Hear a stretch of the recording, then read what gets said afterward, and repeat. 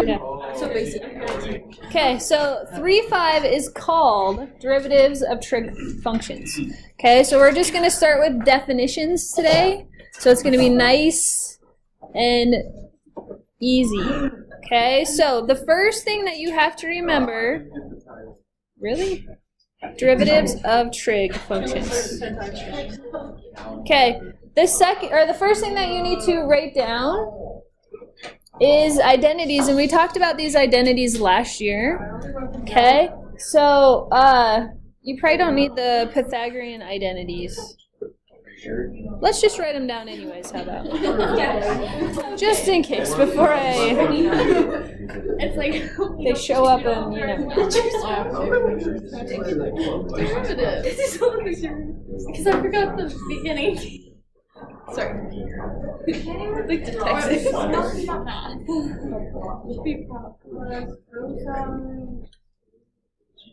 So, as you guys are writing these, do you kind of recall them from last year? No, I actually was okay. Yeah. Okay, so as long as you can remember, like, sine is equal to 1 over cosecant, okay? So, sine and cosecants are reciprocals. I mean, cosines and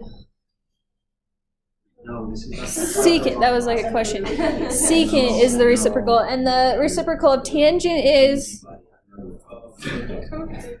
cotangent. Come on. Oh, man. Cotangent. Okay, it's a good thing we're writing this down. I didn't want to say it. How good's your microphone? Oh,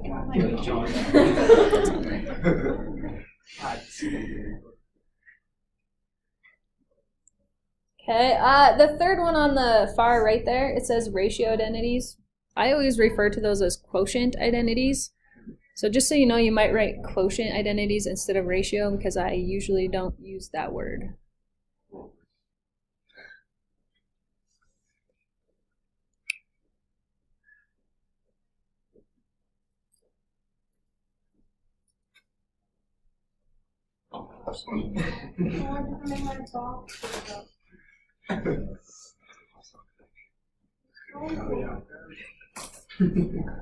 Holy cow, this is so much. This whole dude, you come to my game on Friday. Is it here at the ice arena? What time? 7:30. Sure. To double check my schedule, but. So we should put the last ones as quotient. She might be on a lot. I'm responsible for 50% of the fans. Ooh. Last time I got 10 people. I just had 11 and I didn't. So that means you're gonna know if I don't show up. Is that what you're trying to Pretty tell me? obvious, actually. A certain someone doesn't come to any of the games because she can't find $5. Get her.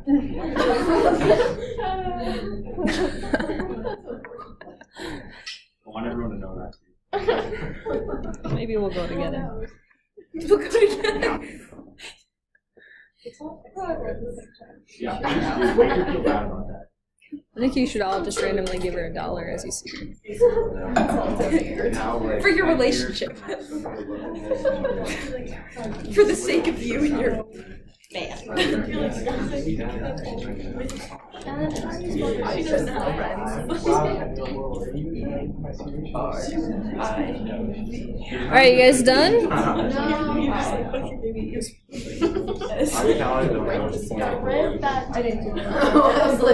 Alright, so those of you guys that are done, the next thing that you're going to write is the derivative of your 6 trig functions. Oh. So, let's see if you can just make educated guesses. So, we're going to derive them. Okay, so remember that the derivative of a function is analyzing its slope. Okay, so do you remember what a sine of x looks like? The sine function? Yeah, like a wave, remember that? Yeah. Oh, doesn't that one start at 0? Yes, yeah. Oh, yeah. Exactly. Yeah. So, And then the sine of x... The ones that are like in the little corners. Uh-huh. Yeah.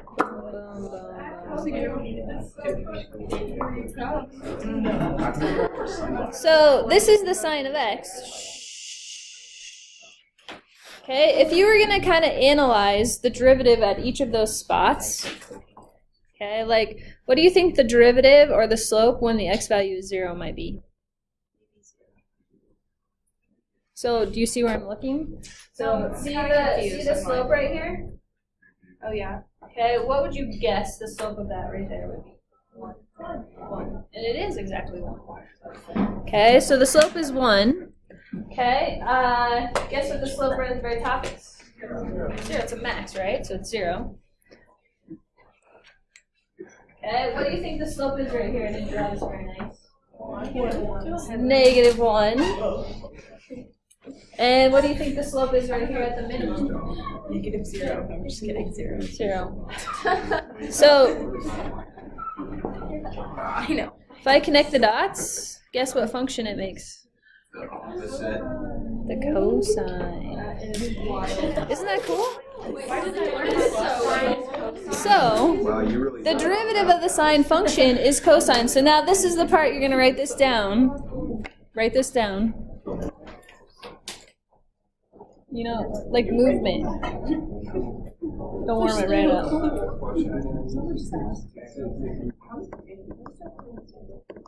So you can kind of see how the derivative of sine is cosine and vice versa. Tangent and secant squared is kind of a little bit different. Wait, I apologize.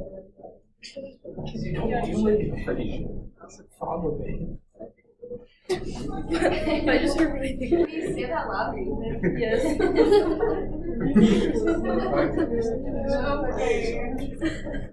It wasn't. So just so you know, you might want to kind of start working on memorizing these.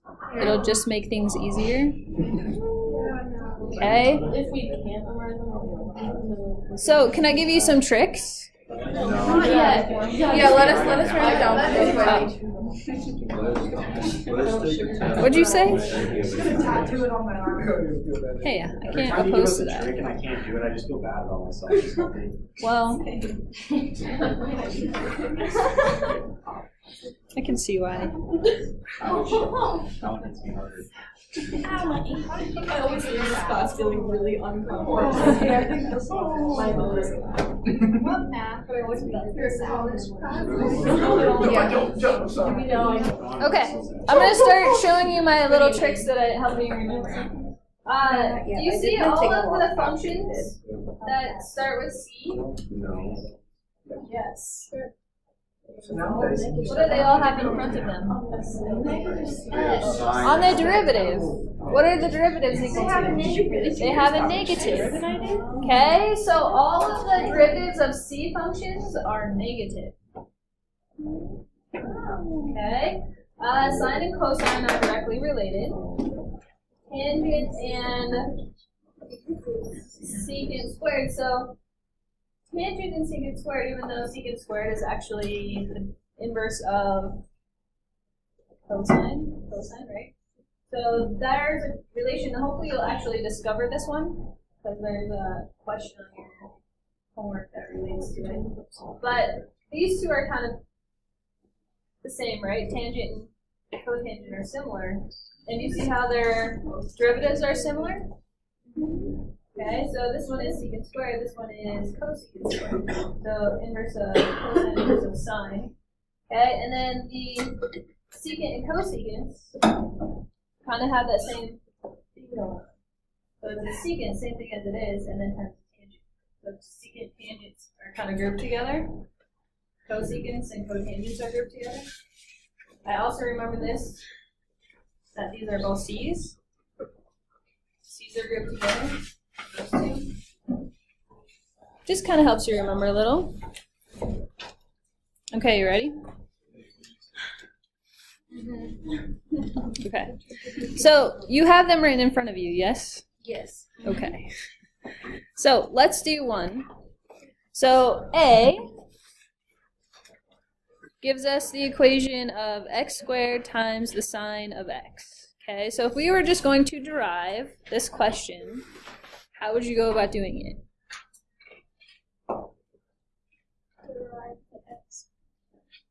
Okay, so if I have two things that are being multiplied together, which rule do I have to use? Oh, you have to The product property. Okay, so product property is the first d second plus second d first. Remember, we just took a quiz on that. So my first is my x squared. Second is the sine of x. Okay, ready? So if I have my first is what? X squared. Okay, d second. So what is the derivative of sine? Cosine of x. Plus the second. What is the second? The sine of x. D first. What is the derivative of first? 2x. Okay, so all of this section is now doing those same rules that you just have learned, but now they're going to have some trig stuff in it. Okay, so you could maybe rewrite this a little bit. I like the way the first term looks. You always want to write trig stuff last. So on the second term, we should usually say 2x and then sines of x. Okay, putting that kind of in a simplified form. Everybody okay with that? You don't have to solve it all. Nope, we're just deriving it. We're not solving it. Can you solve like the I'm scared to see it. Oh, like this? Yeah, that'd be okay. That wouldn't hurt you.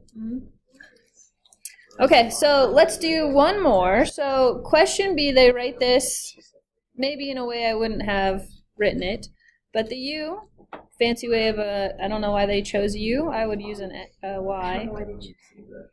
Oops. 1 minus sine. Okay, so which rule would we use for question B? Okay, so this is just a quotient rule now. So we're going to work with the, what do you always start with? Oh. You always start with the ho. Okay, so what is my ho? 1 minus the sine of x. D high. What's my derivative of cosine? Negative sine. So make sure you do put negative sign in parentheses because it's not minusing sign, it's times negative sign. You good? Okay, minus my high. What's my high? D ho. What's the derivative of the low? Derivative of 1? 0. Derivative of negative sign. Just Cosine. Okay, so derivative of sine is cosine. So since it's negative cosine. Okay, all divided by the ho squared. Don't forget that bottom piece. And remember, you don't ever touch that bottom piece. Okay, so I want to simplify this. So this is going to be distributing the negative sign through, right? Negative sine of x plus, what's sine times sine? Sine squared. Oh wait, actually, okay.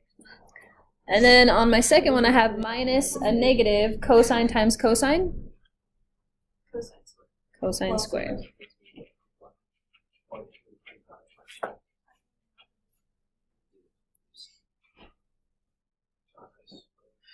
Okay.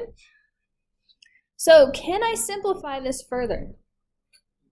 So, do you recognize a possible identity that you wrote down at the very top of your paper? What do you see? We could sine to the second. Mm-hmm. Do you see that right there? Sine squared plus cosine squared is an identity. It's a Pythagorean identity. So what can I replace sine squared plus cosine squared with? 1. If you weren't in your house, right?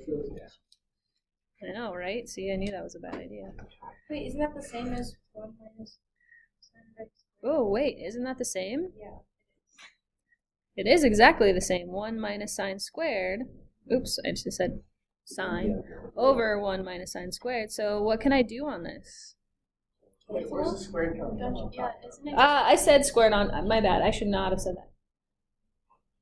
I did say it, but I did not write it. You're right. Can we like? Is it just 1 over 1 Okay. minus the sine of x? So yeah, so one of the quantities cancels. So what is left and on? 1 over sine. Yeah. 1 over 1 minus sine.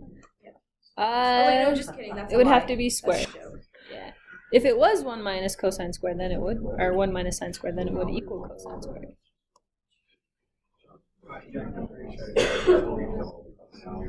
Okay. So that's it. That's it. That's it. It's like leaving 2/4. So yes, they're equivalent, but they are not simplified. Okay. Right? I always want you to simplify if you can. You start putting. Okay, so if you take a look at your worksheet, so I sent this out to you through your Google Classroom.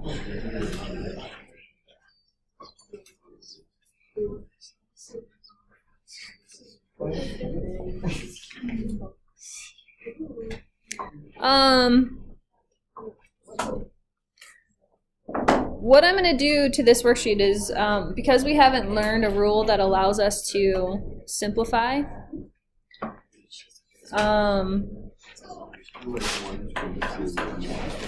what we're going to do is I want you to skip 2, 4, and 6. Okay? And I will show you how to do those after we learn 3, 6. But as of right now, you can't do them, but you should be able to do the others. So it's not a very long worksheet. 11 questions minus 3. Right? Right? It says 8 through 12. You're right. 11 questions minus 3. No, it says 8 through 12. You should have made it. Oh, yeah.